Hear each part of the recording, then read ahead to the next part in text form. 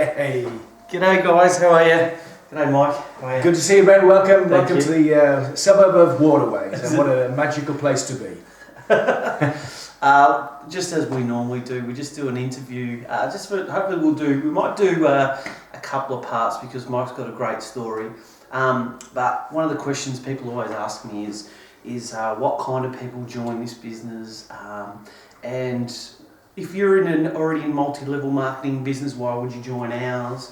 And also the mindset on success. So I'll just give you a little bit of background that I've sort of heard is in the network marketing circles, you always hear about Mike Allen. Mike Allen had built a very successful teams. So that's why I'm very fortunate today to find out. One of the presentations I heard was one of my mentors and idols was Jim Rohn, and the other night you were telling how fortunate you were to meet him. So Sure. How did you start in network marketing, Mike? I think it was by good fortune more than anything. What happened was I had gone through the kind of employed situation. I'd been employed. I'd been brought up at school by. Can I ask, what did you do? What employed? Well, first and foremost, when I left school, I started with a company called Roundtrees. They were confectioners, part of the Nestle group today. Very successful company. But when I joined them, they basically gave me a position, gave me a target, and off I went to achieve that target, only to find that once I'd achieved it, they kept moving the goalposts all the time. My feeling as an employed person was I never got rewarded or recognised for the effort that I put in. You know, the boss didn't seem to care who I was. Then I started to work out maybe I was making him very rich, but it wasn't really helping to achieve my goals and dreams. I then moved into a company called Vauxhall Motors, district sales manager for Vauxhall, and basically they did the same thing. They gave me this situation where they gave this massive target. I achieved the target, got this trip to Morocco, wow, fantastic, except the next year the target was so far away I was never going to achieve it. So I thought, that's it. Nobody recognises or rewards me for the effort that I put in, so why don't I go self-employed? And that's what I did. I took on a car dealership in a place called Worcester in the West Midlands of England. Yeah. And now suddenly I was working from 8 in the morning till 7 in the evening, 7 days a week. Well, that was a bit of a change to the system. So what happened was I didn't really fit. I don't think the motor trade was for me. So I managed to go broke very slowly over 8 years. I didn't rush into it. It took me 8 years to do it. I didn't rush into it. And then the great good fortune was a good friend of mine had built a squash and health club in a place called Walsall in the West Midlands of England, and he built this massive squash courts, sauna, solarium, gymnasium, dance studio, and yet he'd only managed to attract 70 members. So he said, well, you know, come and take a look at it. What am I doing wrong? So I went over there and I looked at his place, and I realised what he'd done. He hadn't realised it's the social environment. So I said, look, I'll happily support you, come in. So we partnered up eventually, and then I took on the role of building the squash club.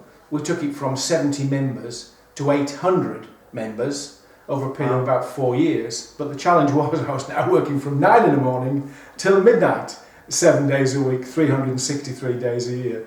And that was the challenge for me. Employed, I didn't get rewarded or recognised. As a self-employed person, I was working all hours and I still wasn't making any money. And that's when the great good fortune, a good friend of mine rang and said, hey Mike, and this guy's name was Neil, he said, look, there's a lady coming into town next week, into Malvern, and she's going to share some information about a company where you and I, working together, can make some serious lifestyle income.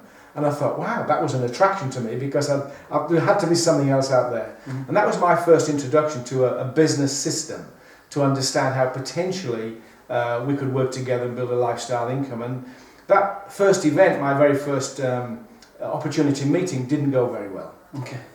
It got to a point eventually where we heard all the testimonies, and the worst bit was when a gentleman who'd been on the products for some time, the company was an amazing company, still an amazing company today called Herbalife, but he stood up and he started to share the story about he thought his withered leg was growing back. And I thought, you know, I'm out of here, maybe not for me. I said to Neil, no, it's not for me. You know, these are not the kind of people I want to be around. He said, look, give me another chance. And so we drove off on the Saturday to London, and because the owners of the company, Mark Hughes, the founder, Larry Thompson, director of sales, and an amazing guy called Mr. Jim Rohn, arrived at this auditorium with 4,000 people in it.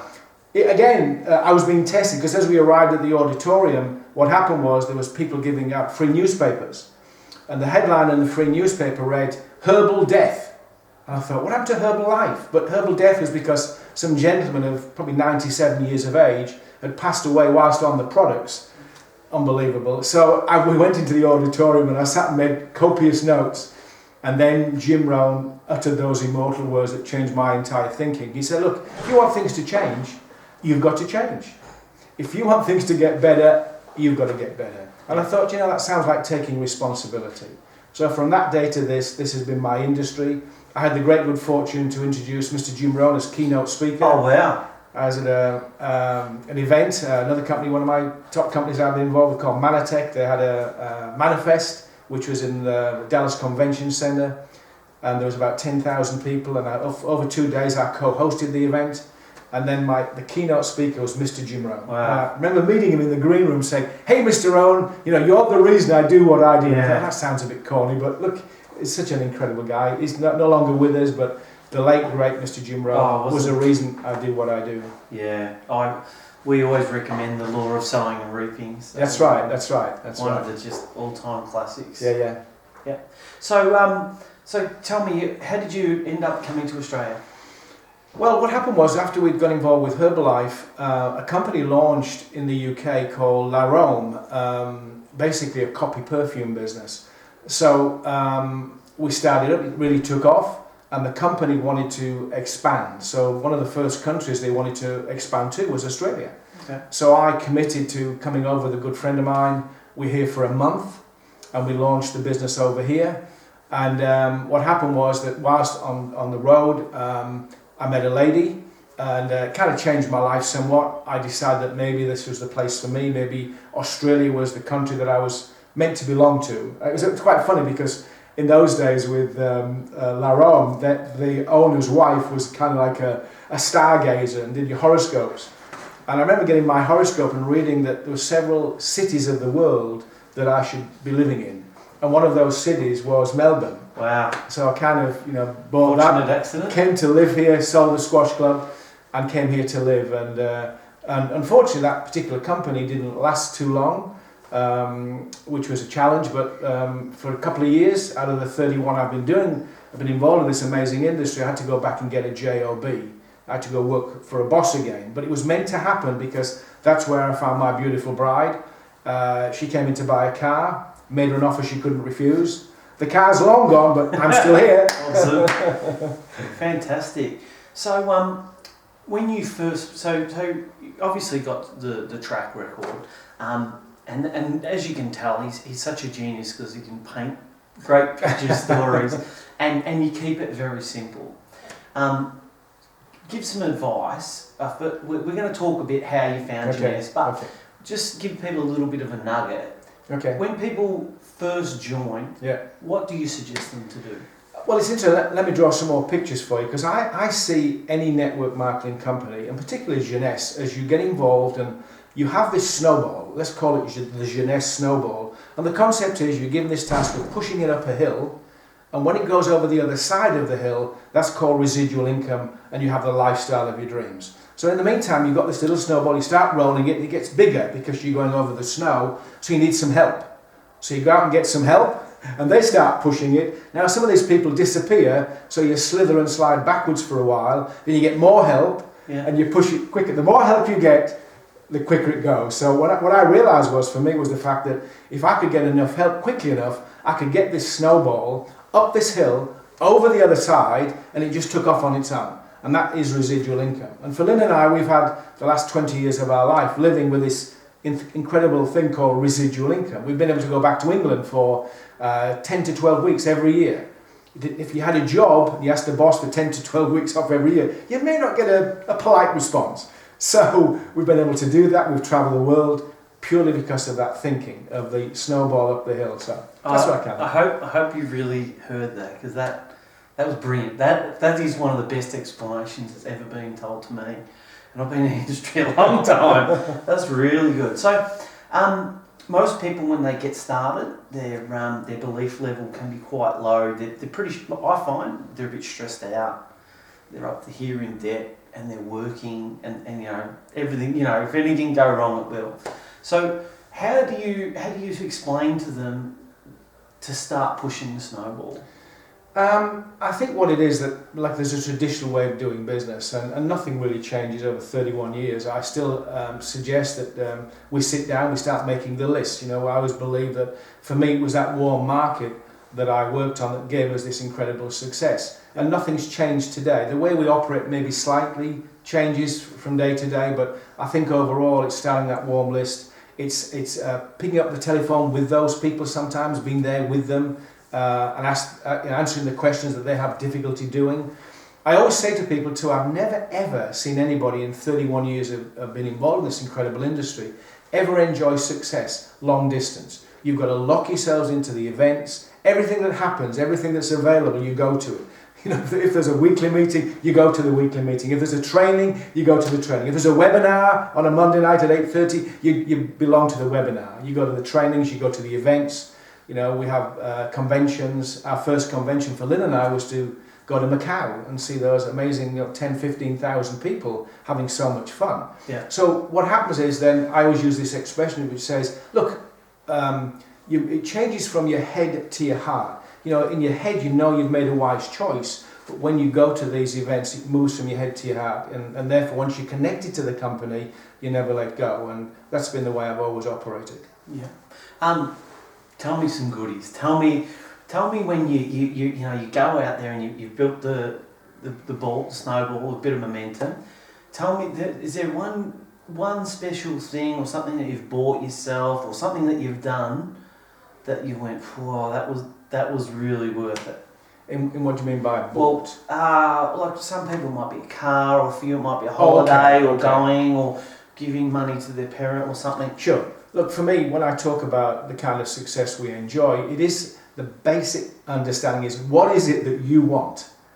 Not what I want for you, but what is it that you want? What can I help and support you to get? So the first conversation you've got to have is about, what is it you want? What is it you want to be involved with this industry, this business for?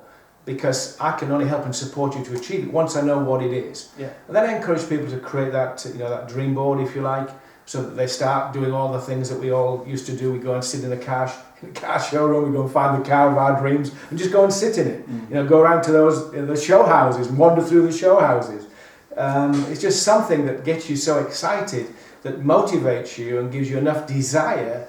Because you've probably heard me say before, but I think I shared the other night, that for me, the kind of person I'm looking for, there's 3 characteristics that I'm really, really aware of. Number 1 characteristic is, and it just flipped from my brain as I said that, so the number 1 is burning desire. So I'm looking for somebody that said, look, I want to achieve these goals and dreams. I want to live in a beautiful home. I want to drive a beautiful car. I want to support a charity, church or foundation. Whatever it be, give my kids private education. There's enough burning desire there that I can work with. Yep. And that's what I'm always looking for. Number 2 characteristic is always about, I think we'll go flipping from the brain again. Number 2 characteristic is somebody that's willing to make some changes. And I find sometimes people are not willing to do that. Sometimes for me, people say, look, I want all of those things, but I'm not willing to make the necessary changes. Look, Wednesday night, special night for me. We have a Skittles night. I can't possibly give up my Skittles to achieve all those goals and dreams. So the other characteristic is being coachable and teachable. So in our amazing industry, with Jeunesse, it's just unbelievable. There's so much information there, so much education, so much training, that once you lock into the system, everything is there for you to support you on the journey. You don't ever have to be on your own. That's what I love about the concept that I learned many, many years ago, and I think it was probably a guy called Zig Ziglar from Amway who said it. You can have everything that you want as long as you help enough people get what they want. Yeah. And so it's kind of like, the concept too is that you're not a prospector, you're a farmer. So really what you're doing is you're not out there just looking for people to work with. You're looking for people to support, as a farmer would do. You're there to support them on a daily basis. So we've built our teams over the years by having that concept that we are supportive. People come with us because they know that Mike and Lynn's going to be there for them. We're going to work with them, we're going to support them. And then you work out the ones eventually that are really on the journey with you, and that's the success we've enjoyed, by finding those people. Wow. You do have a great way with words, I tell you. I think I've just had a minute. No, I did. I want to get to a really good point, and this is something I'm really dying to ask. So, what made you decide to join Jeunesse? Well, it was interesting because having had a lot of experience over the years, I've noticed that the most successful leaders find the one company and they make that one company work. It's never worked where you've got several companies, like almost you've got your raincoat on, you open your Max, I've got this one, if you're not happy, I've got this one. No, you find the company that works for you and you make that one work. And I think that's what I've always done. So in 31 years, 6 companies only. So sometimes we make the right choices. I made a choice recently where I met the executive vice president of sales for a company, suggested he brought the company to Australia. Look, and found out fairly quickly maybe it wasn't the right company at the right time for Australia. So what happened was, over the time, a lot of the top Jeunesse leadership were ringing me, along with lots of other people from varying companies. But somebody like me, there's always a, let's call it a window of opportunity. There's a small time that I'm willing to make changes. And I had the great good fortune that, I think it was set up, Ben, by the way, I don't know, I'm that Goran Hemstrom, but what basically happened was we were in a restaurant having lunch and the phone rang, Goran's phone rang, and he got chatting. He said, oh, by the way, there's Mr. Lyndon Bienoff, would love to have a conversation with you. Would you like to do that? You can't say no. I'm not a rude person, so I listened at the end of the telephone, and after an hour, listening to Lyndon share his story and realising he was the kind of person that I could work with. He shared the same basic beliefs that I did. He talked the same way. He had sort of standards that I adhere to. So I said at the end of that conversation, look, the timing is perfect. I want to get involved with Jeunesse, but I need to do my checklist. And I'd already done it, but I just wanted to run over with him one more time what that checklist was. So I kind of went through this, but I've always done it over the years, over the 30 odd years, when people ring me, and they do, almost on a daily basis, come and take a look at this company. The number one criteria for me was always understanding that the owners of the company, the founders of the company, the people that ran the company had a vision for the future. That they weren't there just to make a little bit of money over a short period of time. They had a vision. And when I started to realise that Jeunesse and the founders, Randy Ray and Wendy Lewis, had this amazing vision of opening 30 countries almost in the first day, and then expanding to almost 120 countries in just over 5 years, and then developing this amazing company, I realised they had a vision. And then, of course, ably supported by Mr. Scott Lewis, who, of course, is called the Chief Visionary Officer. I mean, that in itself was a message for me. So that was a key part of it for me. I'm also really well aware that when I get involved with a company, the number 2 criteria has got to be that they have products with a unique selling proposition. Basically, and if they've got scientific validation, even more important. So when I looked at the Jeunesse range, I realised stem cell technology, patented technology, patent applied for technology with the anti-aging products was really where nobody could copy that science. Yep. And it just give you an idea. Recently, in fact, in the last couple of weeks, a guy rang me. He said, "That's good that he picked up the phone and rang me." And he was talking about a company that he was starting up, and he was excited by this company, and it was based around Moroccan silk oil, and he was excited by that. And I said, "Just remind me, David, what was the actual unique selling proposition of the Moroccan silk oil?" He said, "Well, it's cold pressed." And I said, "Could anybody buy Moroccan silk oil that was cold pressed?" He said, "Probably." So I said, "What else have you got?" He said, "I've got some really nice bottles it goes in." Not quite what I was looking for, but I appreciate you making the phone call. So number 3, of course, was the fact that I'm aware that people come into our industry, come into Jeunesse for lots of different reasons. Some people want to make a little bit of extra money on a part-time basis. They want to continue with their jobs. They love their jobs. They don't want to change their jobs. They like the safety of a job. And that's okay. So if you're going to make an extra $300, $400, $500 a week, sensational. But if you're going to make serious $3,000, $4,000, $5,000 a week, or $50,000 a week, the income opportunity is open to you as well. So Jeunesse have an amazing compensation plan. When I looked at it, I realised that they have a lot of benefits that no other company has. Yep. Got very excited by that. Number 4 criteria, as I've already started to cover it, was incredible field leadership. I believe that over those 30 years, the most success I've enjoyed, and Herbalife certainly had that, amazing leadership. Yep. So leaders drive the business. They make things happen. They put on events. The corporate don't do that. It's the field leadership, and we are blessed in our organisation with some amazing field leaders, and I'm very encouraged by that. So number 5 for me was, if a brand new person's getting involved, then there has to be a duplicatable business system that if I join now, what do I do? And there's a really simple system that they could follow, that if they choose to get involved on a regular basis, it's open for them. And I believe Jeunesse have an amazing system with the J-Fire team, the J-World, all of those amazing products that are now available. Yep. That really, to me, was kind of understanding that I'd made a good choice and a wise choice. And when you see the results and the sales coming on at the moment, wow, Yeah. quite unbelievable. It's amazing. We might just have a little bit of a commercial break. Oh my goodness. We always promote. Brilliant. Yeah, good job. So, do you like the reserve?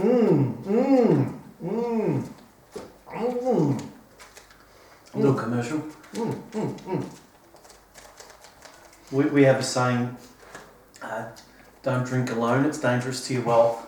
I often have a joke which often says that Lynn and I enjoy, over the years, we've had some amazing journeys all over the world, and we've stayed in some of the best hotels, played on some of the best golf courses, had our beautiful $1 million home on a lake, drive our twin Mercedes. But the most important thing has always been for us has been the people. And we've had the great good fortune to travel the world with some of our best friends, Alaskan cruise, Hawaiian, whatever it be. But the most important thing, and that's what I think has been the reason for our success, is people.